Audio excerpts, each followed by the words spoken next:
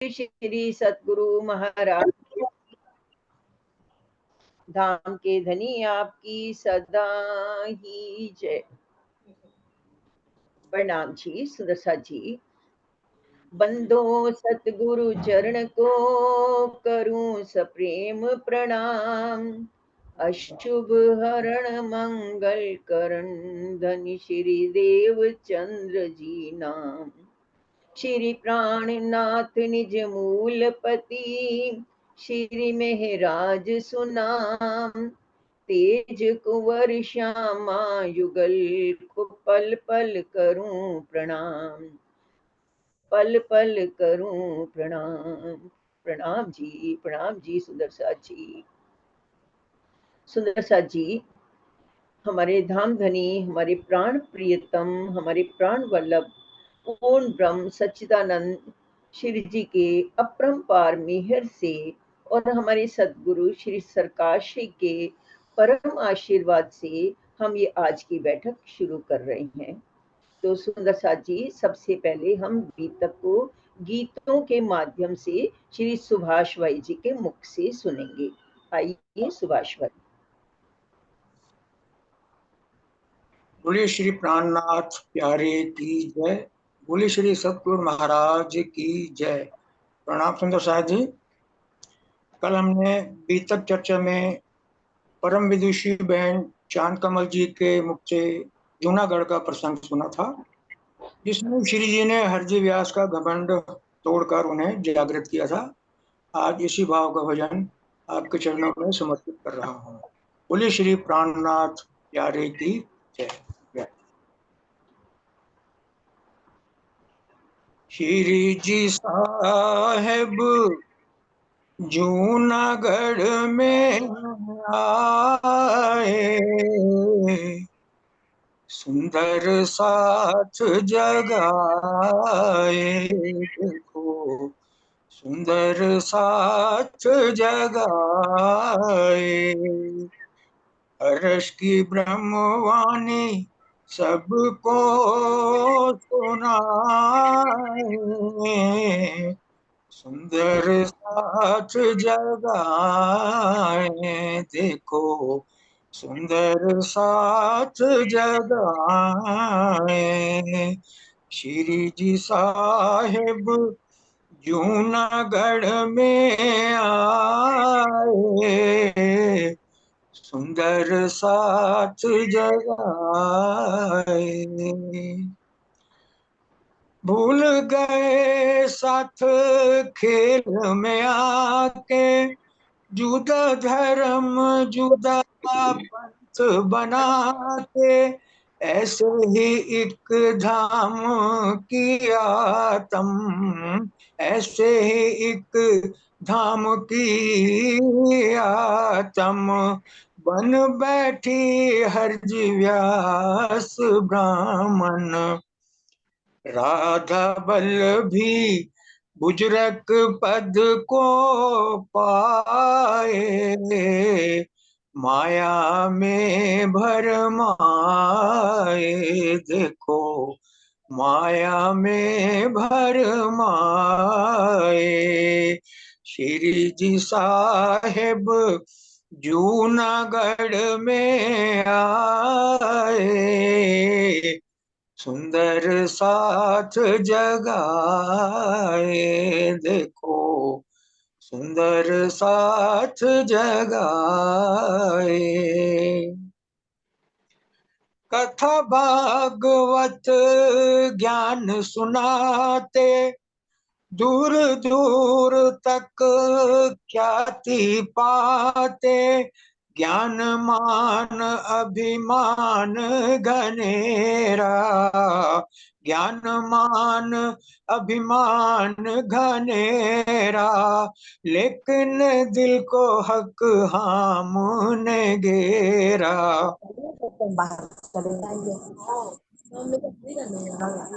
जो ज्ञान में मुझको हराए,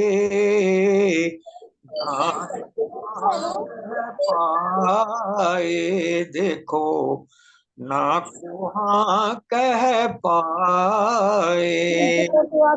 ओरिजिनल आनी चाहिए। साहेब जूनागढ़ में आए, सुंदर साथ जगाए। अर्ज व्यास का अंत जब आया, सनमंडियों ने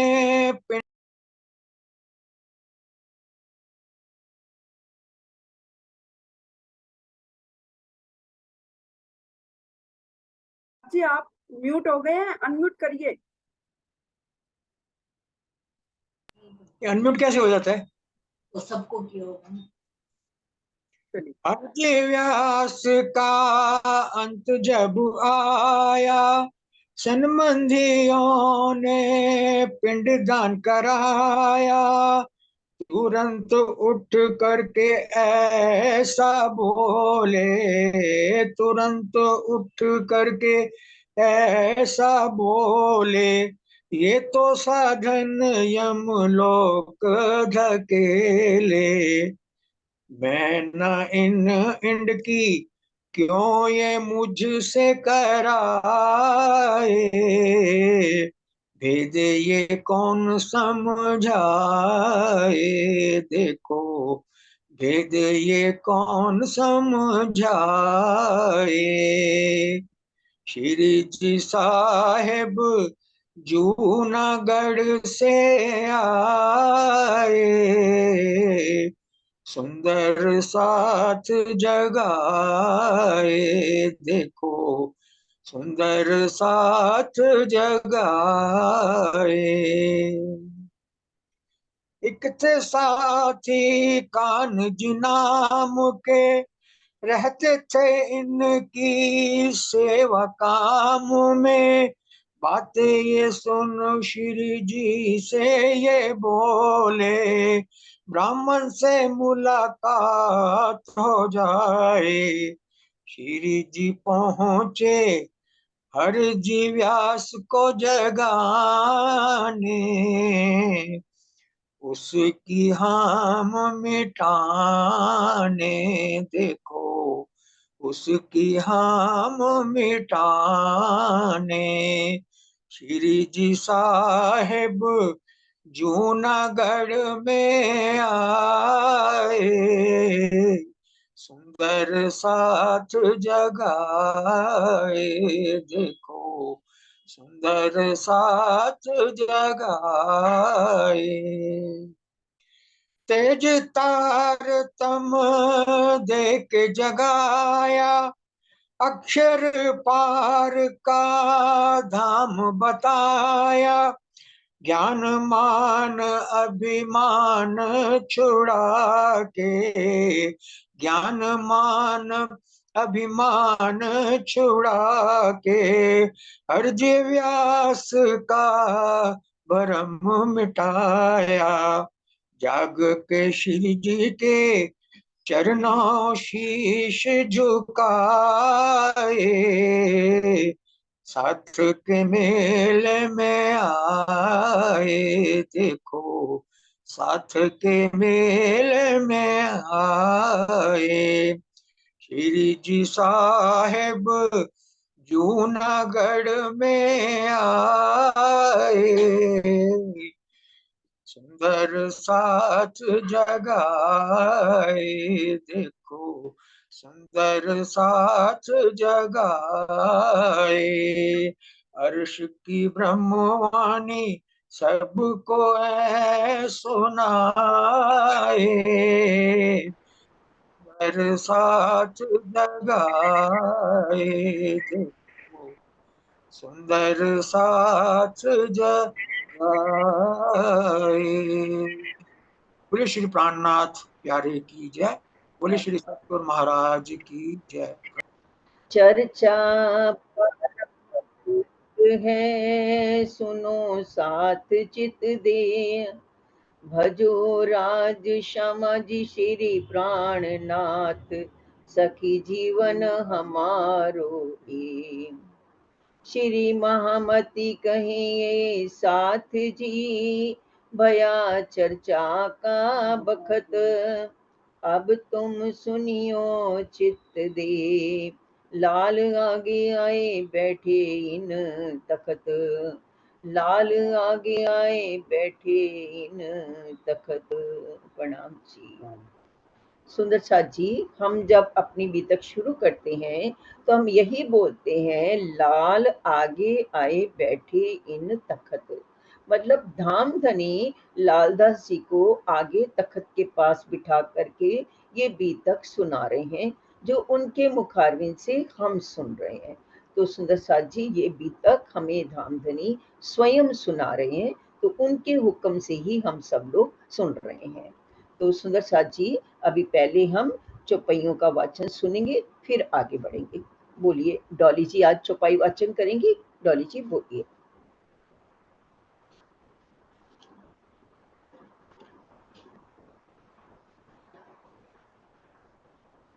अनम्यूट करो डॉली, म्यूट हो रखा है।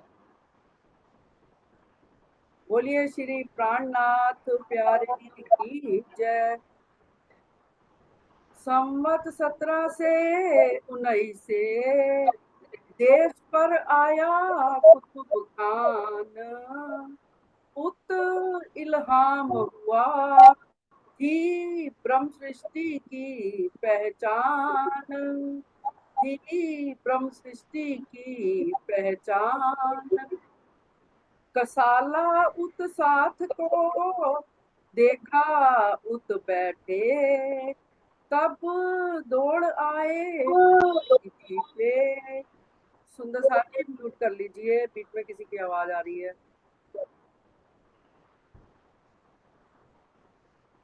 म्यूट ही है सारे डॉली, सब म्यूट है। ठीक है। फिर भी सोतरे जाम सत्ता की, लई दीवानगिरी सब, सारा कसाला सिर पर खींच लिया तब। यहाँ से फिर गुजरात गए वजीर संग जाम, कहाँ से माया छोड़ के लिया मोमिनों का सिर काम। आए दीप गुजरात से श्री राज भय फारक, माया पूरी दिखाए के नजर करी तरफ हक।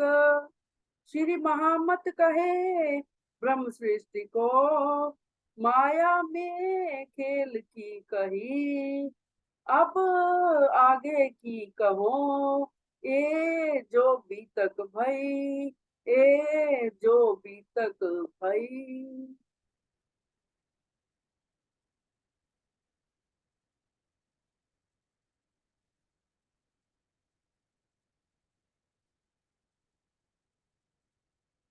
अनम्यूट अनम्यूट करिए दीदी।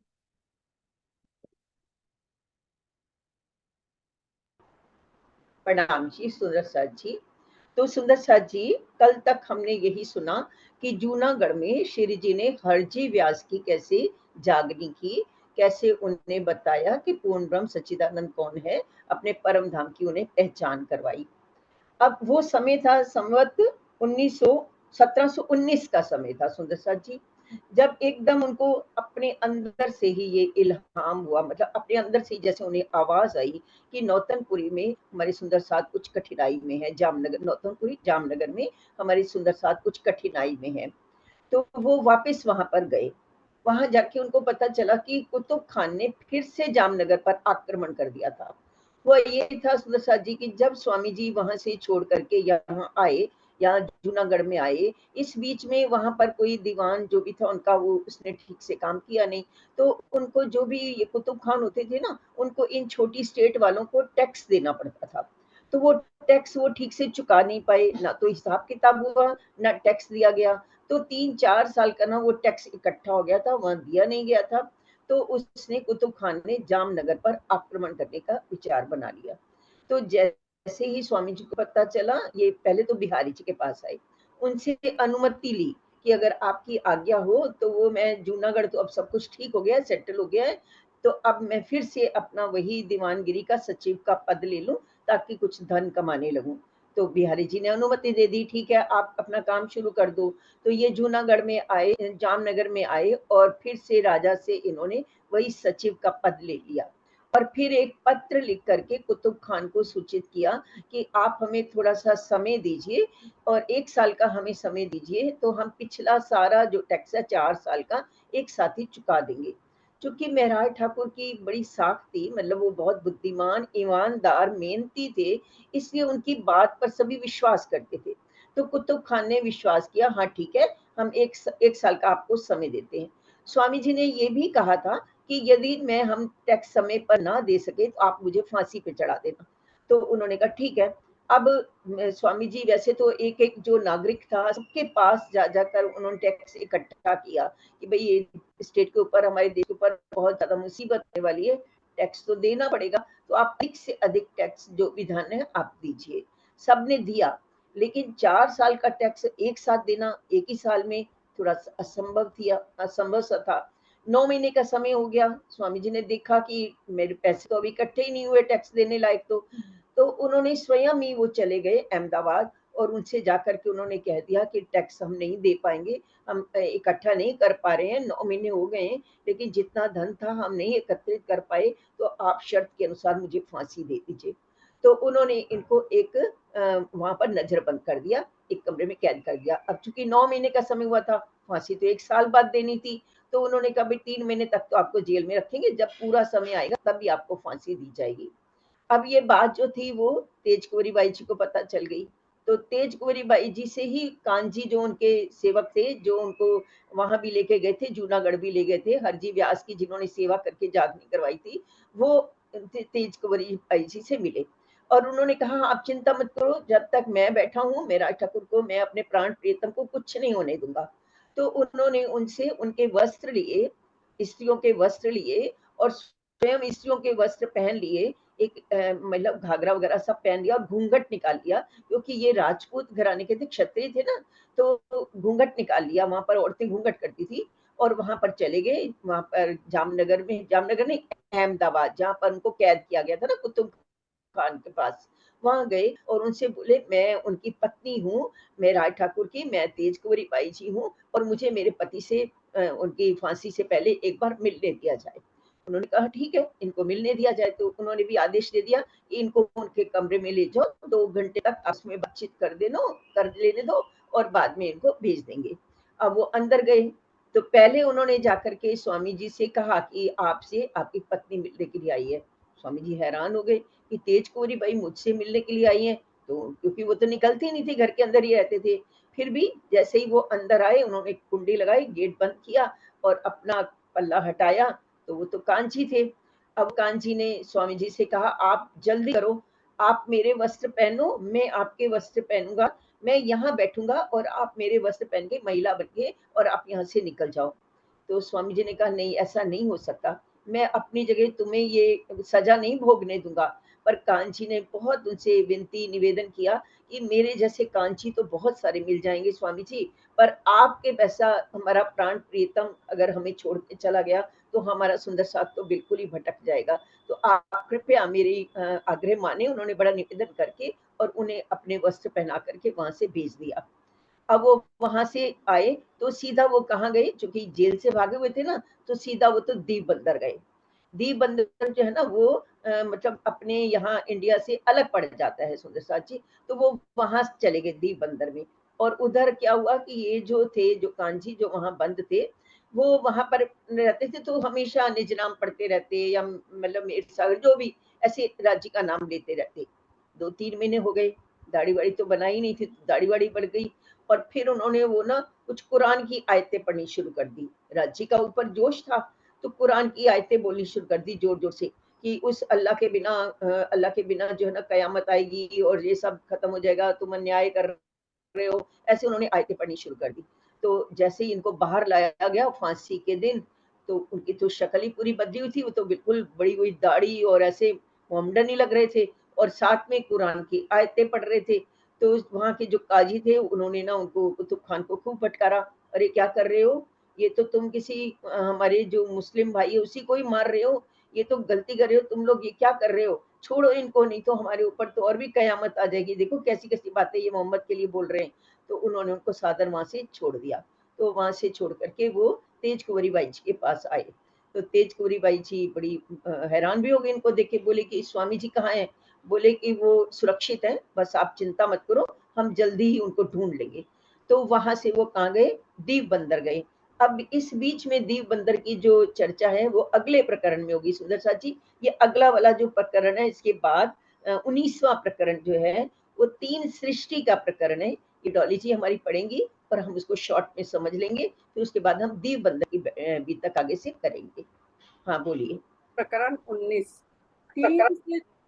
तीन सृष्टि कही वेद ने, तीनों कही फिर गान, और तीनों पानी साधो में, तामे संयो में पहचान। एक जीव ईश्वरी ब्रह्म की, तीनों के जुदे जुदे मुकाम। आम खास खासल खास, कही बीच निज धाम। सृष्ट ब्रह्म की साथ है, जाए मोहम्मद दिया पैगाम। ल्याए कुंजी ईसा रूह अल्लाह, दई सो हाथ इमाम। करे विजयाभिनंदन जाहिर, खुद जागृत अवतार। कलंक मेटने कलंक करे, अखंड किया संसार। एक साहिब वेद कतेब में, सब तिनकी लिखी मजकूर। जो साहिदी नेक हुक्मे, जाहिर किया नूर।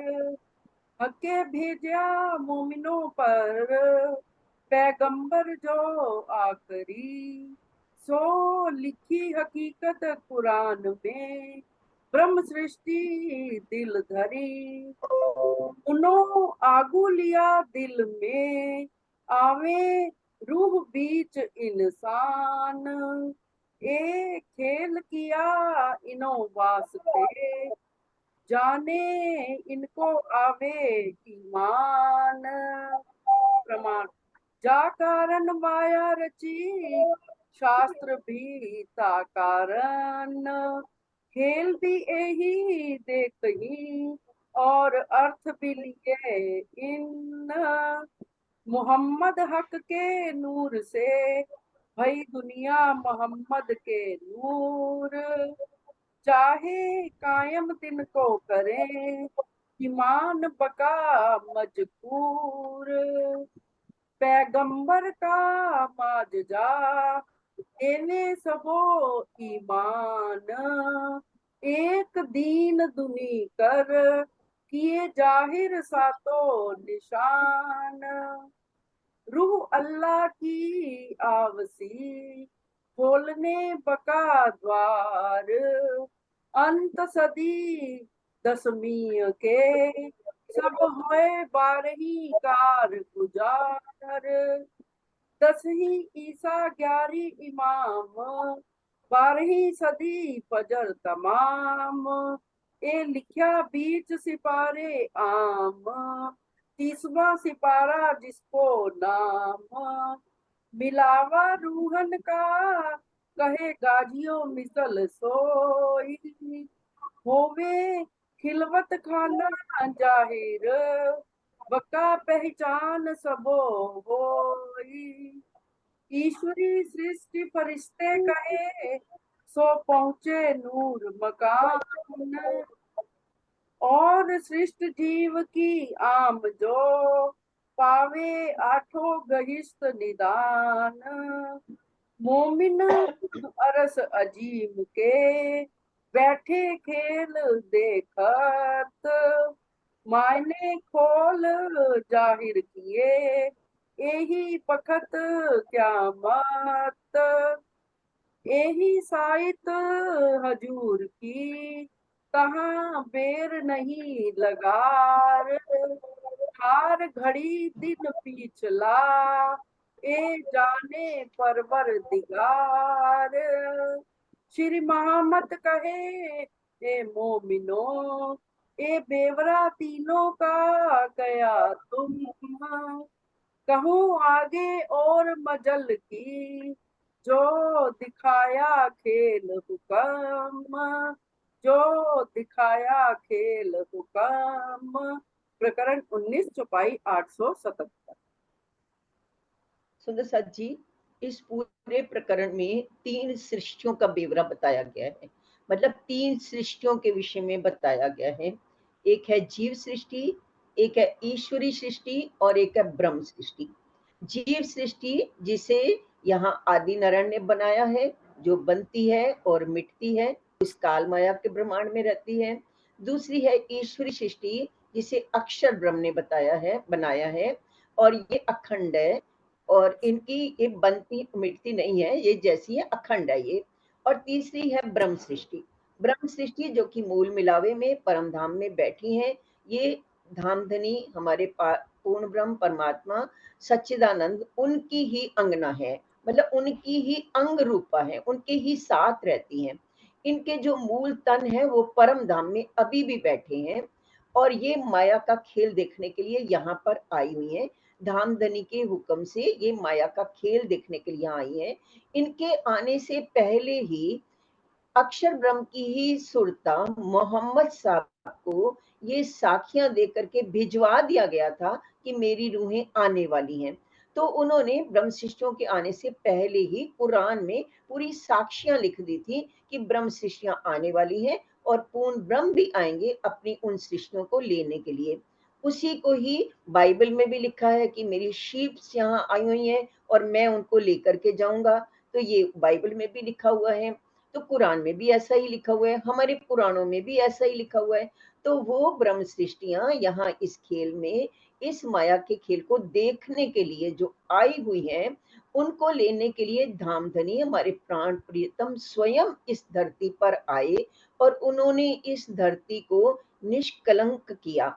इससे उनको क्या बोला जाता है? विजयाभिनंदन बुद्ध निष्कलंक। उन्होंने दुनिया को निष्कलंक किया। निष्कलंक कैसे किया? क्योंकि इस दुनिया में पूर्ण ब्रह्म के विषय में कोई नहीं जानता था, किसी को पता ही नहीं था। वेदों ने कह दिया ब्रह्म है, ब्रह्म सत्य, जगत मिथ्या, लेकिन वो ब्रह्म कहाँ है, कैसा है, नहीं जानते थे। तो जिस पूर्ण ब्रह्म के विषय में कोई नहीं जानता था, उसके विषय में वो स्वयं अपनी साक्षी भी देंगे और अपने विषय में स्वयं आकर के बताएंगे। ऐसे इसलिए उन्होंने इस ब्रह्मांड को निष्कलंक किया, कलंक हटाकर उन्हें निष्कलंक किया। तो सुंदर साथ जी, अब वो जो रूहें यहाँ पर आई हुई हैं ब्रह्म सृष्टियां, और उनको लेने के लिए धनी भी आए हुए हैं, तो यहाँ इसको उन उन वो जो रूहें यहाँ आई, वो यहाँ आकर के अपने घर को भूल गई।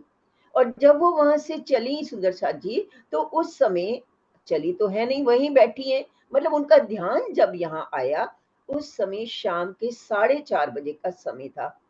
अभी भी वहां पर 4:30 ही बजे हैं, एक पल भी गुजरा नहीं है, वही समय है अभी भी वहां पर। लेकिन इतने से समय में पहली बार हम ब्रिज में भी आ गए, रास में भी आ गए, और तीसरी बार इस जागने ब्रह्मांड में भी आ गए, और हमें लगभग 400 वर्ष भी हो गए। वहां अभी बिल्कुल वही का वही समय है, क्योंकि वहां का समय और यहाँ के समय में बहुत फर्क है।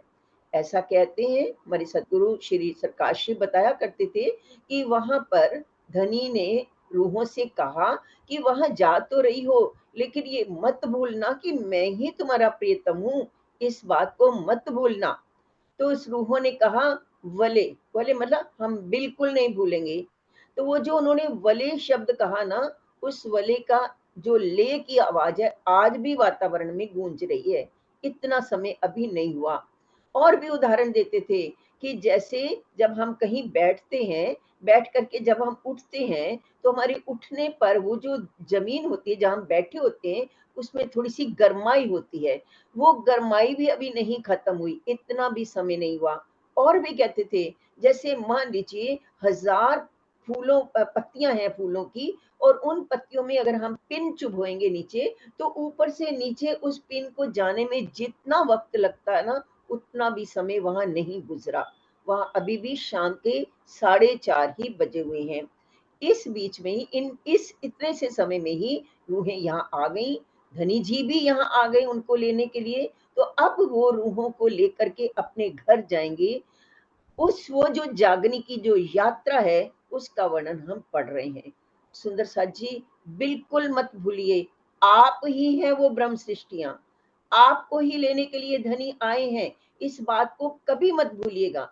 बार बार मैं आपको यकीन दिलाती रहूंगी, आप ही हो। क्योंकि अगर आप ना होते तो आपके कानों में ये ब्रह्म वाणी पड़ ही नहीं सकती। आप यहाँ पर इकट्ठे हुए हो, आएगा बीच में जाके धनिये पकड़े हाथ। धनी जी ने आपका हाथ पकड़ा है और आपका हाथ पकड़कर आपको यहाँ बिठाया है। धनी जी ही आपके कानों में ये ब्रह्म वाणी डाल रहे हैं। तो सुंदर साथ जी ध्यान रखिए, याद रखिए, हमारे लिए, हम सबके लिए धनी जी यहाँ आए हैं, हमको अपने घर लेके ही जाएंगे। तो ये जागनी यात्रा हम इस बीतक के रूप में पढ़ रहे हैं। सुंदर साथ जी, अब हम अगला प्रकरण, धनी कहाँ पहुंच गए हैं? दीप बंदर में पहुंच गए हैं। दीप बंदर की बीतक अब हम सुनते हैं। अब पढ़ेंगी डॉली जी। फिर कहो शिव जी की जो बीतक बीच इस्लाम, लड़ाई करी दज्जाल सो कहो मुकाम और ठाम। जब जाम वजीर विदा दई देख कसाला दुख, हुआ हुक्म हक सुभान का अब ए पावे सुख। तब गुजरात से आए दीप में भाई साथी जयराम के घर, उठ मिले आनंद सो बड़ो सुख पायो देख कर। लगा खेम कुशल पूछने कहाँ से पधारे श्री महराज, हमसो कहो हकीकत इत पधारे कौन आज। तब जवाब दिया श्री जी ने हम आए तुम्हारे काज, हमको भेजा हक ने हुक्म दिया श्री राज, हुक्म दिया श्री राज।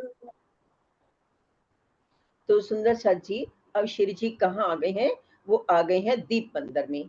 दीप बंदर में अब थोड़ा सा ना श्री ये भी बता रहे हैं हमारे धामधनी कि श्री जी जब जामनगर से आए तो वहां के जो राजा थे उन्होंने उनको पहचान लिया था और उन्हें शिरोपाव पहना करके वहां से बड़ी खुशी खुशी विदा किया था। जूनागढ़ की रियासत भी दी थी।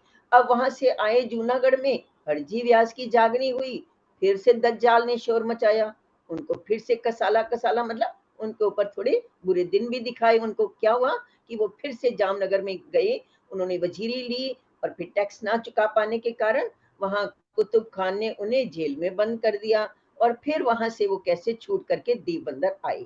अब आगे थोड़ी सी रसमयी चर्चा भी होगी। तो यहाँ पर वो कहाँ आए हैं? दीप बंदर में श्री देवचंद जी के द्वारा जागृत की हुई एक हमारी आत्मा थी, एक रूह थी जिनका नाम था जयराम भाई। वो जयराम भाई दीव बंदर में ही रहते थे। तो श्री जी दीव बंदर में जयराम भाई के पास पहुंचे।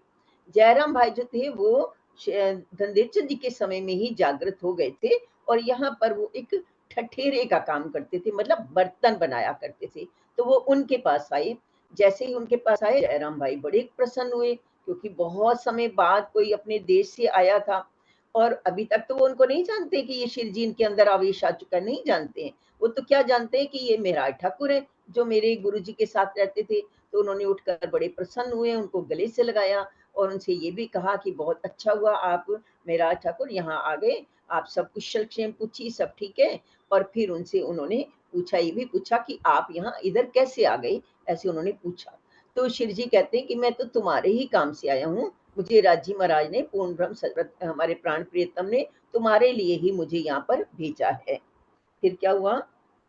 ढूंढ काढ़ो साथ को माया करो खबर, याद करो निज धाम को चलो राह इस्लाम पर।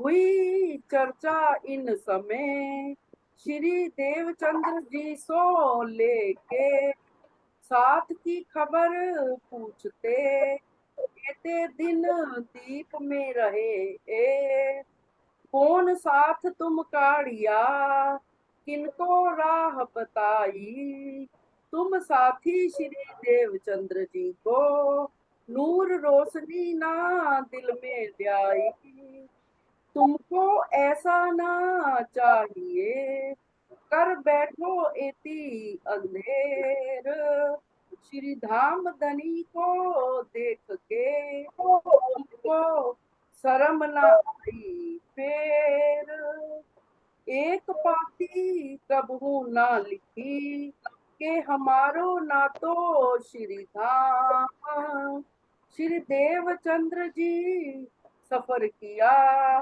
तुम कबहू ना आए तीन काम, तुम कबहू ना आए तीन काम। तो मेराज ठाकुर ने, हमारे धाम धनी ने, उनके अंदर बैठे हुए हमारे धाम धनी ने क्या कहा कि मुझे हक ने भेजा है, मुझे पूर्ण ब्रह्म सच्चिदानंद हमारे प्राण प्रियतम ने ही मुझे तुम्हारे लिए भेजा है। और उन्होंने मुझे ये भी कहा है कि जो भी माया में मेरी रूहें खो गई हैं उनको ढूंढ करके लाना है। और जयराम भाई, आपको भी तो यही कहा था ना कि जो ए सुख द्यो ब्रह्म सृष्टि को तो मैं अंगना नार, आपको भी तो यही कहा था कि माया में जो साथी खो गए हैं उनको ढूंढ करके लाओ। तो आप बताओ, आपने देवचंद जी से तारतम लिया था, उन्होंने आपको ये सारी बातें बताई थी, तो आप इतने दिनों से दीप बंदर में बैठे हो, आपने किसको जगाया, किसको ये संदेशा दिया हक का, कि उन्होंने जो कहा था ना कि सबको संदेशा दो तभी तुम वहां उनकी अंगना नार बनोगी, तो आपने किसको संदेशा दिया, बताइए मुझे। फिर आगे ये भी कहते हैं उनको थोड़ी सी ना, थोड़ा सा डांट लगा के, थोड़ा सा गुस्से में भी कहते हैं, तुमको ऐसा नहीं करना चाहिए था जयराम भाई, ये तुमको शोभा नहीं देता, तुम तो धाम धनी की आत्मा हो, परम धाम की आत्मा हो, उनकी रूह हो, धनदेवचंद जी ने तुमको जगाया था और तुमने एक पत्र भी कभी नहीं लिखा, उनका हालचाल भी नहीं पूछा, और फिर उन्होंने तो अपना धाम गमन भी हो गया, उन्होंने तन भी छोड़ा। तुम्हारे लौकिक किसी रिश्तेदार का कभी धाम गमन होता तो तुम भाग भाग के जाते, और धाम धनी जो हमारे प्राण प्रियतम है, जो हमारे मूल घर के हमारे प्रियतम है, उनका धाम गमन हुआ और तुमने एक पत्र भी नहीं लिखा, अफसोस भी नहीं किया। और फिर आगे ये भी कहा कि उनकी जगह बिहारी जी को भी बिठाया गया, इतना बड़ा उत्सव हुआ, तब भी तुम नहीं आए। तो हम ये उनकी और भी बातें सुनते, किस प्रकार उन्होंने जयराम भाई को फटकार लगाई। सुंदर साथ जी पढ़िए दौली।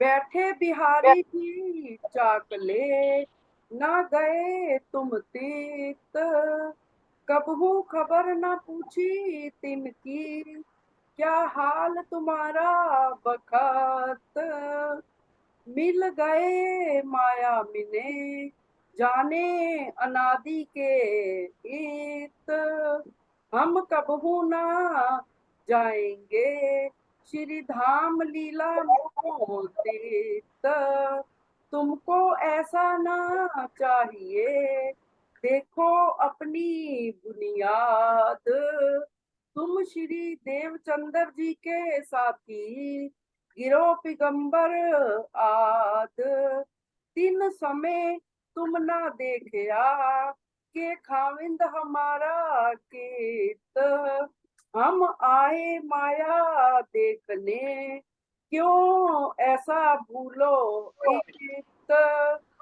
यो वचन खंडनी के श्री जी कहे बेसुमार, कई दृष्टांत दे के किया जीवता खबरदार, किया जीवता खबरदार।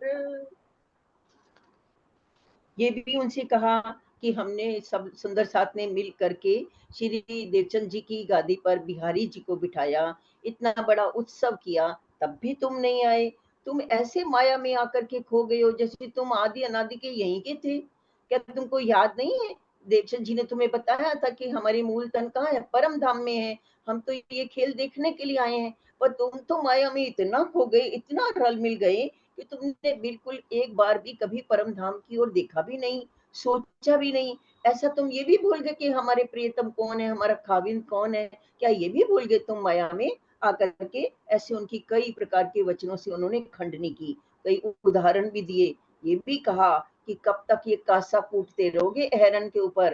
अहरन एक प्रकार का ना वो जैसे लोहे का होता है जिस पर बर्तन को रख के पीट पीट के उसको शेप दी जाती है। तो ये बोले कि तुम जयराम भाई कब तक कांसे का अपने बर्तन को अहरन पे रख के पीटते रहोगे? क्या तुम्हें घर नहीं जाना? क्या हमेशा यही रहना है? तुम क्या यही रहोगे हमेशा? ऐसा उन्होंने उन्हें खूब ज्यादा फटकार लगाई।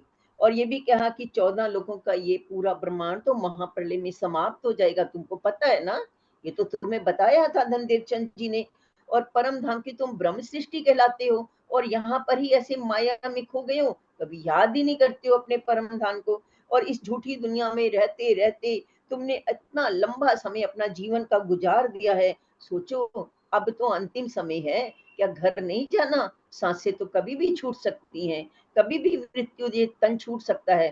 तो सोचो क्या फिर से तन लेना है? क्या फिर से जीवन लेना? क्या फिर से यहीं पर माया में रहना है? क्या चाहते हो तुम? ऐसे उनको उन्होंने बहुत ज्यादा डांट लगाई। फिर उसके बाद क्या किया उन्होंने और आगे सुनते हैं हम। कबलों का सा टूटेगा, कबलो हथौड़ा एहरान, कबलो घर में बैठेगा, आई सिर पर क्यामत रोसान। ए मुद्दा चौदे तबक, सो अब होत है नास, कछु शर्म न आई हक की, तुम कहावत गिरो खास। बहुत दिन मुर्दार में तुम किया गुजरान, अब केते दिन जियोगे, कछु घर की करो पहचान। कोई ना अघाया इनमें, चचौड़त ठोर मुर्दार, श्री धाम धनी सुख छोड़ के, क्या हमेशा होगे पार। यह इंद्रियन के स्वाद को लगा सब संसार, ये मोह के जीव रहेंगे मोह में, तुमको तो चाहिए विचार। तो सुंदर साथ जी उन्होंने श्री जी ने जयराम भाई को फटकार लगाते हुए बहुत बातें की कि तुम क्या यहीं के हो? क्या तुम्हें परम धाम नहीं जाना है? कितना जीवन तुम इसी प्रकार इन विषयों के भोगों में भटकते रहोगे? एक उदाहरण भी उन्होंने बड़ा सुंदर सा दिया। जैसे एक कुत्ता होता है ना सुंदर साथ जी, वो कोई हड्डी पा जाता है तो हड्डी को मुंह में रख करके उसको चबाता रहता है, चबाता रहता है, चबाता रहता है। हड्डी जब उसके जबड़ों पे अंदर चुभती है तो उसको ब्लड खून आने लग जाता है और वो खून ही उसके अंदर जाता है तो क्या सोचता है कि हड्डी में से खून निकल रहा है। होता तो उसका खुद का ही खून है, लेकिन उसको क्या लगता है कि हड्डी में से खून निकल रहा है। तो क्या तुम्हारी स्थिति उस कुत्ते जैसी है? तुम इन विषयों पर इनको भोगते जा रहे हो, इससे तुम्हारा जीव जो है वो क्षीण होता जा रहा है, तुम्हारी उम्र जाती जा रही है, लेकिन तुम उन्हीं विषयों में ही भोगों में ही फंसे पड़े हो। कहते हैं ना कि तृष्णाएं कभी बुरी होती ही नहीं है, जीवन बुरा हो जाता है, उम्र बुरी हो जाती है, शरीर बुरा हो जाता है, लेकिन तृष्णाएं तो खत्म ही नहीं होती। तो इन तृष्णाओं के पीछे कब तक भागते रहोगे? तुम जीव सृष्टि नहीं हो। ये जीव सृष्टि जो है वो तो यहीं पैदा हुई है, यहीं मर जाएगी, पर तुम तो परम धाम की ब्रह्म सृष्टि हो। तुम कैसे भूल गई ये सारी बातें? और कैसे जीव सृष्टियों वाली चाल तुमने पकड़ ली है? इन विषय भोगों में, परिवार के इन संबंधों में ही फूले पड़े हो। तुमने एक बार भी उस पूर्ण ब्रह्म परमात्मा को जो तुम्हारे धाम के धनी है उनको याद नहीं किया। कयामत का समय निकट आ गया है, क्या तुम्हें अपने घर नहीं जाना है? क्या तुम्हें अभी भी यहीं रहना है? ऐसा उन्होंने उसे फटकार लगाई। फिर और क्या क्या कहा? तुमसे माया जीव से एता भी ना होए फरक, श्री धाम धनी की जिक्र में हुआ चाहिए गरक। सो बोए न आवत तुम में, ना चर्चा चितवान, ना साथ मिलावा संयन, ना दिल को किया रोशन। ए वचन सुन के रोइया, भूल मानी अपनी सब, मुझसे कछु ना हुआ, करो धिक्कार आपको तब, हमको इन माया बिने याद न आया धाम।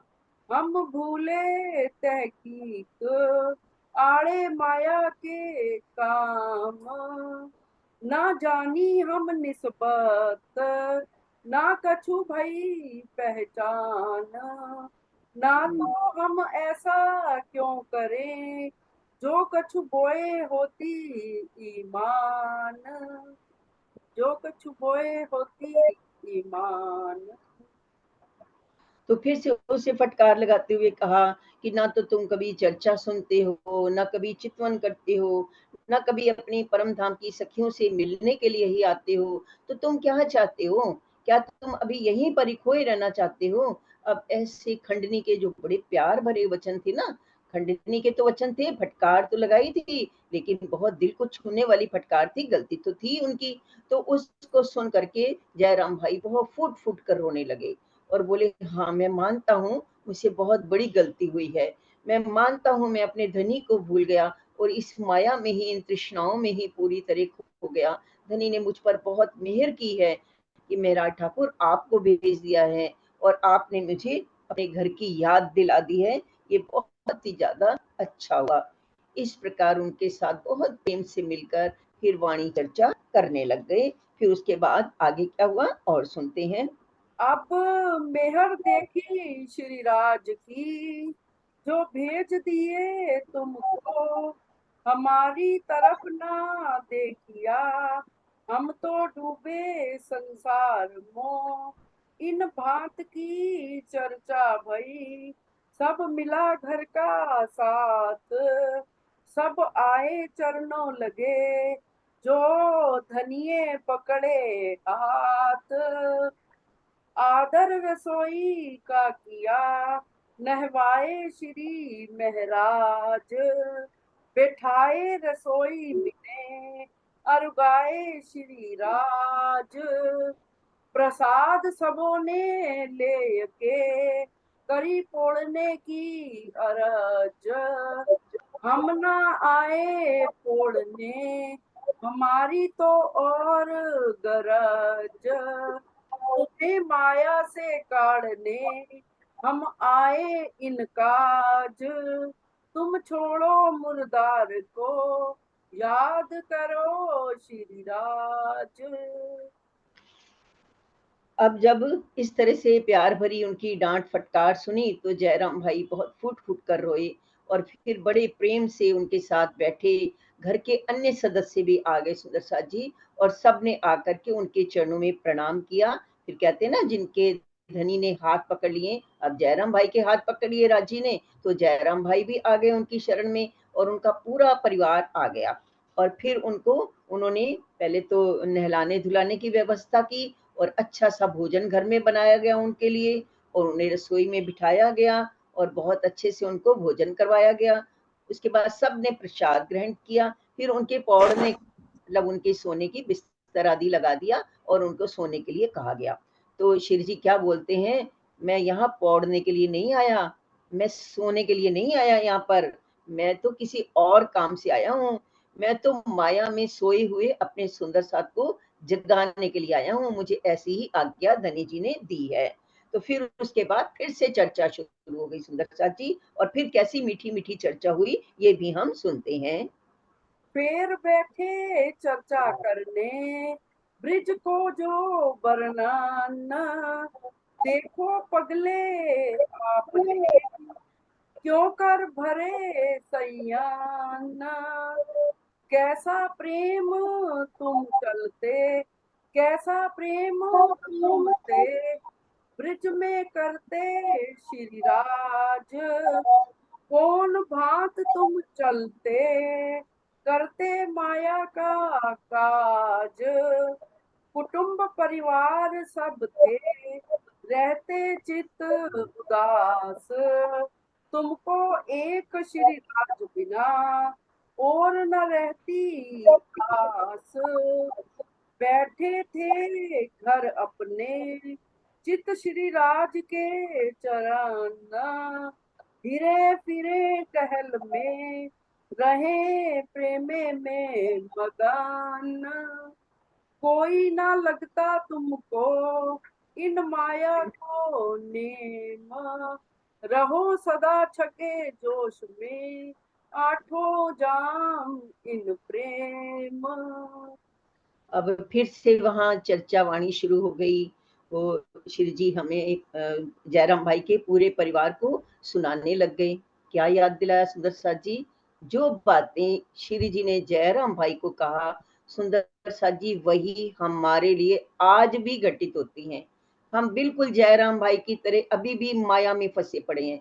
भूल गए हैं हम कौन है, हम भूल गए हम परम धाम से आए हैं, हम भूल गए धनी के साथ हमारा क्या नाता है, कितना प्रेम करते हैं वो हमसे, ये भी हम भूल गए। तो धनी ही जैसे फिर से हमें पुराने दिन याद दिला रहे हैं, जैसे हम जयराम भाई बने हुए हैं और धनी जी आकर के हमारी रूहों को अंदर से झिंझोड़ कर जगा रहे हैं और हमें याद दिला रहे हैं। याद करो सुंदर साथ जी, तुम ही आए थे ब्रिज में, मैं तुम्हारे साथ कृष्ण बन के आया था। याद करो ब्रिज में तुम जब गोपी भाव में थे, जब गोपियों के तनों में थे, कैसा प्रेम था तुम्हें अपने धनी के साथ, भाग भाग के आते थे। हमारा उनका परिवार हमारे परिवार से ज्यादा बड़ा था सुंदर साथ जी। संयुक्त फैमिली होती थी, एक एक परिवार के अंदर कम से कम 25-25, 30-30 सदस्य होते थे। गायें भी होती थी उनके पास, वो घर का काम भी करती थी गोपियां, और गायों का दूध भी निकालती थी, मक्खन भी बनाती थी, उनको बेचने भी जाती थी। हम बड़े बहाने बना लेते हैं, टाइम नहीं है, क्या करें, काम ही इतने ज्यादा हैं। अपने कामों को उनसे तुलना करके देखिए, पूरा दिन काम करती थी वो गोपियां, पर फिर भी अंदर क्या चलता था, कृष्ण कृष्ण कृष्ण कृष्ण, पूरा दिन वो कृष्ण के प्रेम में खोई रहती थी। कहाँ गया हमारा प्रेम?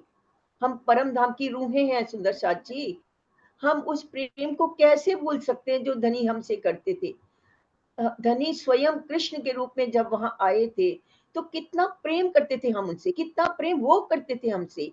उन्होंने पूरे जितने दिन भी वहां 11 वर्ष तक ब्रिज में हम रहे, एक भी हमारे ऊपर मुसीबत नहीं आने दी, हर समय हमारे साथ रहते थे। धनी तो आज भी हमारे साथ है सुंदर साथ जी। वहां तो सामने थे, थोड़ी सी दूरी थी ना, नंद जी का घर अलग था, हमारा घर अलग था। यहाँ तो हमारे दिल में ही आके बैठ गए। वो कहते हैं अब तो दूर भी जाने की जरूरत नहीं, जरा सा झांको अपने दिल में, देखो मैं वहीं बैठा हूँ। हम कैसे खो गए यहाँ इस ब्रह्मांड में, इस माया में हम कैसे खो गए। इसलिए वो याद दिला रहे हैं, जयराम भाई याद करो, तुम ही ब्रिज में आए थे, गोपियों के तनों में तुम ही बैठे थे, वहां तुम सारा दिन प्रेम में कैसे धनी जी के खोई रहती थी, उस प्रेम को याद करो। तो कैसे वो उनको, अपने कुटुंब परिवार वहां भी थे तुम्हारे, वहां तुमने भी माया के काम किए थे, लेकिन मन कहाँ था, दिल कहाँ था तुम्हारा, दिल था अपने धनी जी के पास। हम अभी भी अपने परिवारों में खोए हुए हैं, लेकिन हमने तो दिल भी दे दिया इनको ना। हम सारा दिन परिवारों में ही मगन रहते हैं, हमें ये काम है, हमें वो काम है, हमें कुछ ना कुछ काम तो है ही है। और जो समय मिलता भी है ना, उस समय को हम कहाँ गुजारते हैं, मैं बताऊंगी नहीं, आप सबका दिल खुद जानता है हम कहाँ बिताते हैं। धनी जी को हम कितना याद करते हैं सुंदर साथ जी। तो सुंदर साथ जी, धनी जी फिर से आपको जगाने के लिए आए हैं, आपको बताने के लिए आए हैं, जयराम भाई उठो, इस माया में ही हमेशा नहीं रहना है, अब हमारा घर चलने का समय आ गया है। इसलिए उठो, अपने प्रेम को याद करो और अपने घर चलने की तैयारी करो। तो सुंदर साथ जी आगे वो पहले ब्रिज की याद दिला रहे हैं, फिर अब किसकी याद दिलाएंगे, रास की याद दिलाएंगे। सुंदर साथ जी इस संडे को, इस इतवार को अपनी गोष्ठी में हम बड़ी सुंदर सुंदर रास की रामते देखेंगे, जो हमने धनी जी के साथ कभी खेली थी। आप ही थे सुंदर साथ जी, आपने ही वो रामते खेली थी अपने धनी जी के साथ। उन रामतों में अपने आप को महसूस करना, अनुभव करना अपने आप को, और उस प्रेम को भी याद करना। तो आगे वो रास में क्या क्या बता रहे हैं वो भी हम सुनते हैं। तो फिर आए जब रास में किया गोपद वच संसार, नजरों कछु ना आया आड़े परवर दिगार, क्यों कर जोग माया मिने बदले तुम आकार, जोग माया ने बीच में नए क्यों कराए सिंगार। तुम क्यों उछले किए राजसो साम सामे वचन। क्यों कर तुमको राज ने दिखाए वृंदावन। क्यों कर तित खेले तुम मिलके ब्रिज का साथ। क्यों कर राज रमे तुम सो क्यों खेले लेके बात। क्यों कर तुम सुख में होए गए मगन।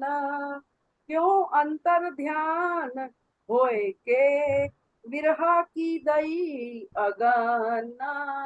श्री महामत कहे ए साथ जी ए दीप की पीतक। अजू और बहुत है सो कहो ग्रहे माफक। सो कहो तो, ग्रहे माफक। तो सुंदर साथ जी, श्री जी ने जयराम भाई को रास की भी याद दिलाई। बोले याद करो जयराम भाई, गोपियों के तन में जब तुम थे, जब मैंने वहां पर बांसुरी बजाई थी, धनी जी ने जब नित्य वृंदावन में बांसुरी बजाई थी, तो तुमने कैसे अपने तनों को छोड़ दिया था। कैसे तुम बिल्कुल अपने तन छोड़ के रोते हुए बच्चों को छोड़ दिया, उनकी परवाह नहीं की।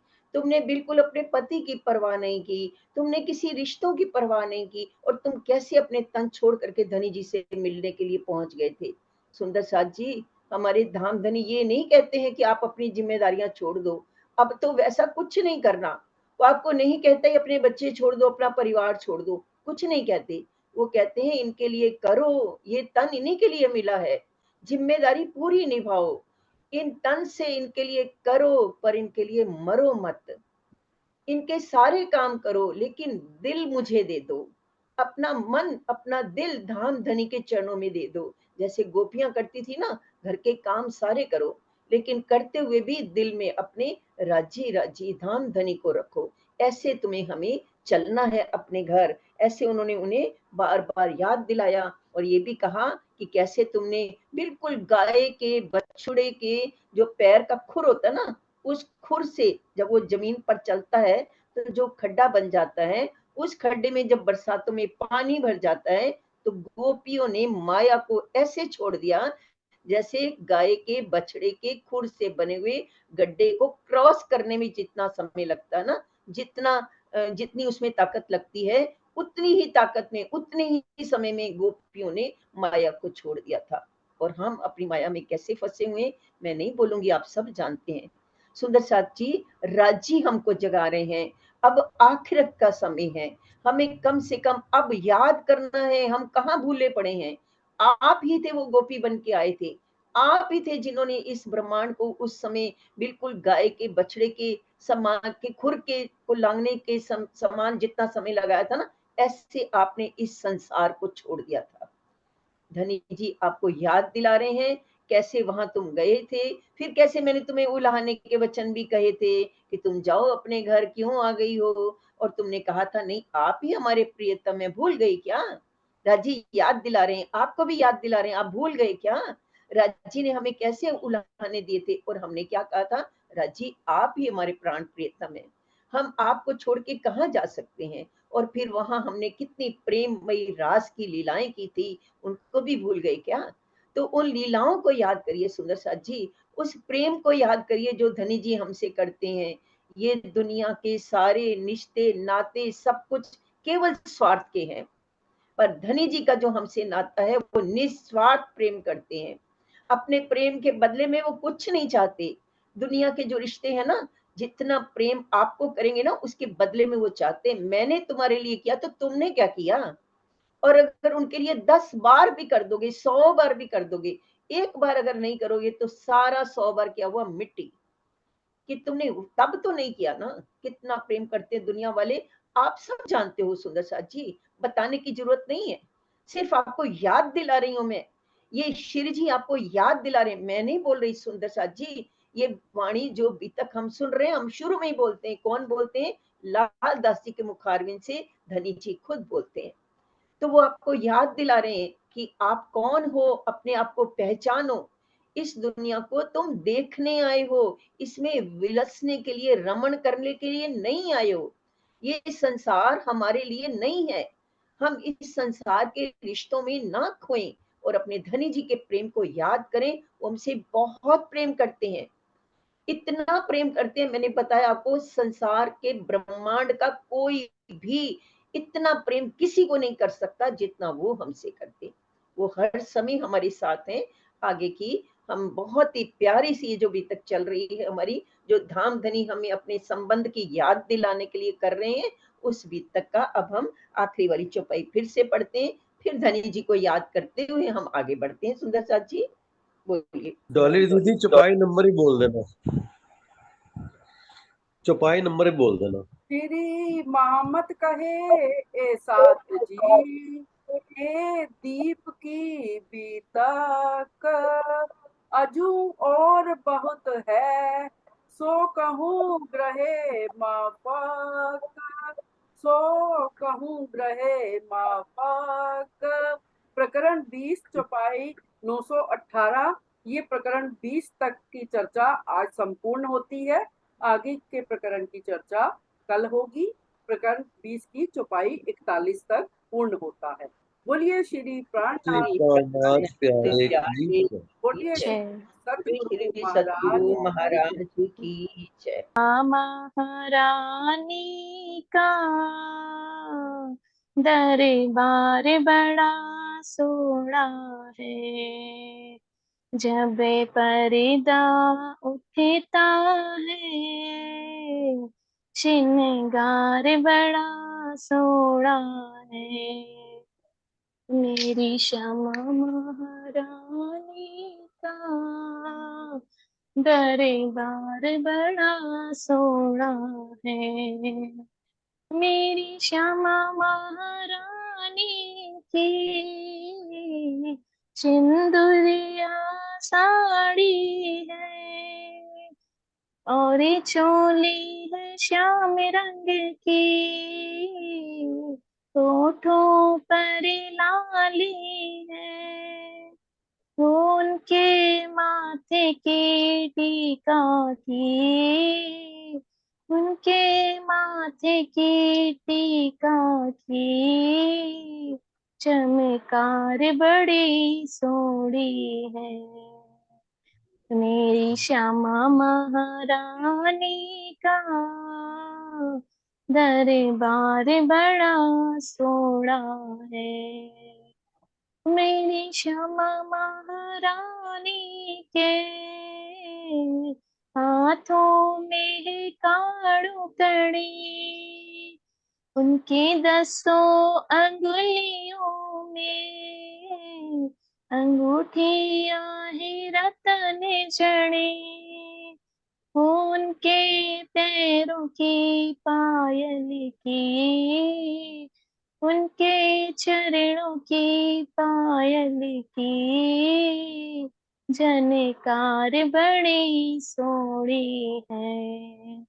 मेरी श्यामा महारानी का दरबार बड़ा सोना है। सखी मूल मिलावे में राश्यामा जी विराजे हैं, एक चरण है चौकी पर, दूजा बाई जांग साजे हैं, उनके चारों चरणों का, उनके चारों चरणों सोना है। मेरी श्यामा महारानी का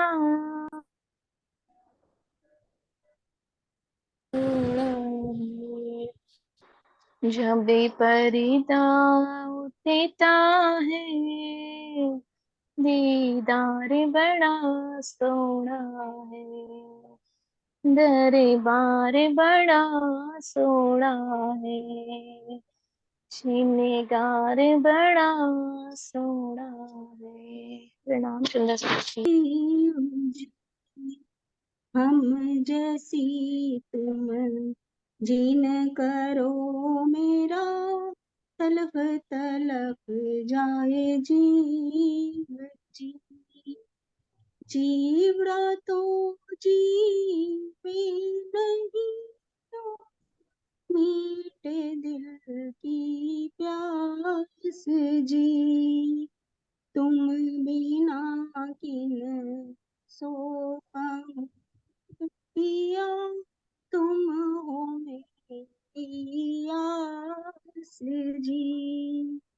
आज भी रानी तो करूं जो कोई दूसरा होए जी। सविद वाला जी सामरत दिन, रैन जात रोए रोए जी। जन्म दी जो मैं होती, यूं देखूंगी के कर जी। जब तुम आप दिखाओगे तब देखूंगी मैं नजर जी। एक पुकार पिया जी सुन के, दिल करो अब जी जी। छिन छिन खबर लीजिए अर्ज करूं दुल्हन एती अर्ज करूं जो बीच पड़ी अंतराल जी। सो अंतर आड़ा ताल के दूल्हा, लीजे कंठ लगाए जी। कंठ से कंठ लगाए के जी, कीजे हास विलास जी। बाण जाए से इंद्रावती पिया जी, राखो चरणों के पास जी। तुम दूल्हा मैं दुल्हन, और न जानो बात जी। इश्क सो सेवा करूं पिया, सबंगों साक्षात जी। सदा सुख दाता मेरे नाम धनी, क्या कहूँ किन सो बात जी। श्रीमामति युगल स्वरूप परवारी, अंगना बलि बलि जात जी। श्रीमामति युगल स्वरूप परवारी, अंगना बलि बलि जात जी। पिया जी तुम तैसी कीजियो मैं अर्ज करूं मेरे पीर जी। हम जैसी तुम जीन करो मेरा, तलफ तलफ जाए जी। प्रणाम जी, जी प्राणात प्यारे जी की जय। प्रणाम।